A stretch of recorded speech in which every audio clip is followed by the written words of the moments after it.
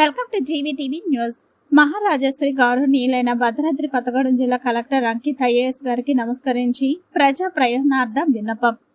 విషయం: బూరుగుం పహాడ్ మండలంలో ఇసుక మాఫియా గురించి, పర్యావరణ పరిరక్షణ గురించి ప్రభుత్వ ఆదాయం గండికొడుతున్న విషయంపై విచారణ జరిపించి కఠిన చర్యలు తీసుకోవాలని, ఇసుక తరలిస్తున్న వ్యక్తులపై పీడీ చట్టం ప్రయోగించాలని అభ్యర్థన.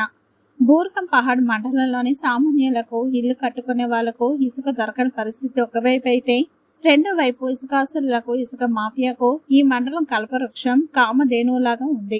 మరోవైపు ఇసుక మాఫియా ముఠాలుగా ఏర్పడి సామాన్య ప్రజలను భయభ్రాంతులకు గురిచేసే పరిస్థితి వరకు వెళ్ళిపోయింది. అయినా కూడా పోలీసులు, రెవెన్యూ డిపార్ట్మెంట్ మరియు మినరల్ డెవలప్మెంట్ కార్పొరేషన్ అధికారులు కనీసం కేసులు కూడా పెట్టని, నమోదు చేయని పరిస్థితి. కాబట్టి ఇసుక ర్యాంపుల దగ్గర కట్టుదిట్టమైన గడ్డి కొట్టి అక్రమ దందా చేస్తున్న వ్యక్తులపై పీడీ చట్టం ప్రయోగించండి.